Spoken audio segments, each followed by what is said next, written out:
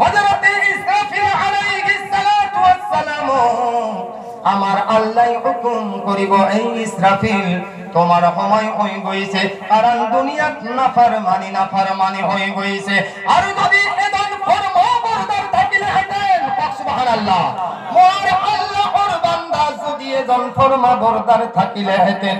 কারণ আজিকালি সাবসুন যদি 5 জন নামাজি গাঁৱত থাকে, এতিয়া হলে 10 জন 20 জন এনেকুৱাও গাঁৱত থাকে যে যিয়ে মদ খায়, ড্ৰাগছ খায়, ভাং খায়, জুৱা খেলায়। এতিয়া 5 জনে 100 জনক কেনেকুৱাকৈ জান্নাতত নিব পাৰিব? নোৱাৰে। কি কৰিব লাগিব? আৰু নামাজ কোনকেইটাই পঢ়ে? যাৰ ৰিজাৰ্ভেশন টিকেট কাটা শেষ, যাওঁ অৱস্থা হৈছে। আমাৰ দেউতাসকলে কি কৰে? টাইম পাছ। রিজার্ভেশন বুঝি পাইছে না? আরে রিজার্ভেশন বুঝি পাইছে? রেলর 3টা হেরি থাকে, তাতে অফার থাকে।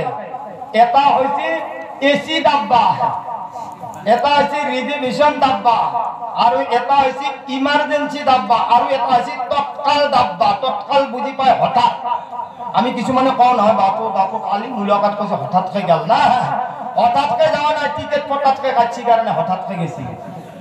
এটা আপনারও ভুল না, আমারও ভুল না, কারণ কোরআন কইছে, মই কোয়া নাই, কোরআন কইছে ফাইদা জা আজালুহুম লা ইস্তাখিরুনা সাআতান ওয়ালা ইস্তাকদিমুন। এই নওজোয়ান হকল, মুরব্বি হকল, জি আখালই আইসা হয়তো মনের আশা পূরা নহবও পারে। কারণ ফাইদা জা আজালুহুম, যেতিয়াই মানুহৰ নির্দিষ্ট সময় আইব, লা ইস্তাখিরুনা, আপনার আর মোর কারণে দেরি নহব, সাআতাও ঘড়ির এটা সেকেন্ড, ওয়ালা ইস্তাকদিমুন, না আগুয়াই যাব না পিছুয়াই যাব।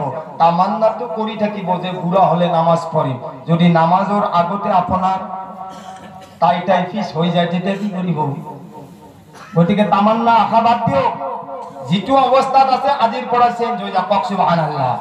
আর যদি আমার আল্লাহ কইছে যদি বান্দাই চেঞ্জ হয়ে যায়, যদি বান্দাই নিজে নিজক হাল সলনি কৰিবলৈ পাৰে, আজিৰ যিখন জলসা চলি আছে, যদি তেওঁলোকে এবাৰ যদি মই আল্লাহৰ ওচৰত তওবাহ কৰে, কোরআনে কারিমত আইছে ইয়া আইয়ুহাল্লাযীনা আমানু, এই ইমানদার বান্দা সকল, তুবু, তোমালোকে তওবা করা। আর যদি তোমালোকে তওবা করার নিচিনা ইখলাস নিয়াতে খুশুর হইতে যদি এবার তওবা করা, আমার আল্লাহ কয় তাওবাতান নাসুহা, যদি তোমালোকে তওবার নিচিনা যদি তওবা করা, আমার আল্লাহ সমস্ত গুনাহ মাফ করিব। কক সুবহানাল্লাহ। আরে ডাঙৰ কৈ কক সুবহানাল্লাহ।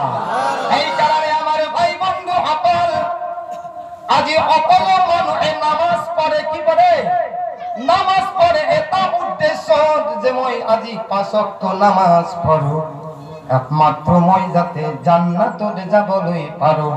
মানুহে হজ করে এবার বছরত নহয়, গোটেই জিন্দগীত এবার যদি হজ করে, এটাই আশাতে করে যাতে মই জান্নাতে যাবলৈ পাৰো।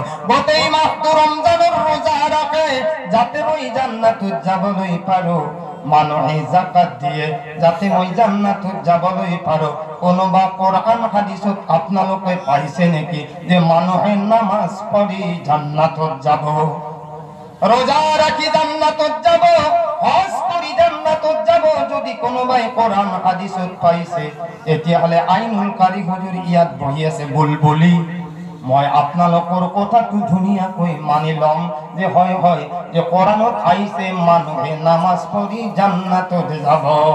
নামাজটো এটা হুকুম, জান্নাতত যোৱাৰ জৰিয়া, কিন্তু নামাজ পড়ি যে জান্নাতত যাব কোন কোরআন হাদিসত নাই। কিন্তু কিয় নাই জানানে?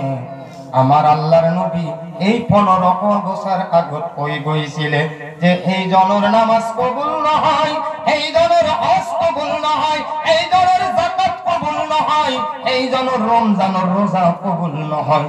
যদি মই কৈ যাও অলপমান আলোচনা কৰি যাম, যেহেতু ঘৰৰে বুলবুলি, আলোচনা করি বেয়াটো নাপাব না? আপনালোকে কি আশাত নামাজ পড়িয়েছে? জান্নাতত যাওয়ার, হয় না?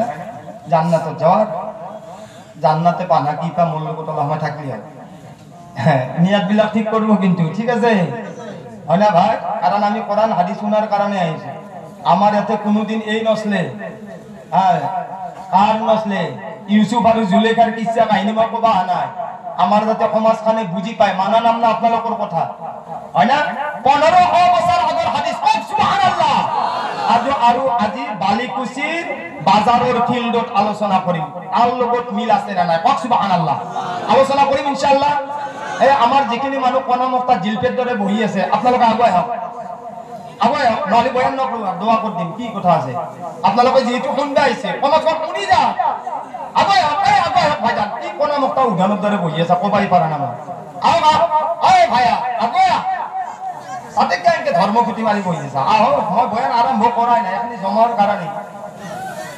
এখানে জমাৰ কাৰণে এটা আসল কথা আহিব বয়ান তো কৰাই নাই আপোনালোক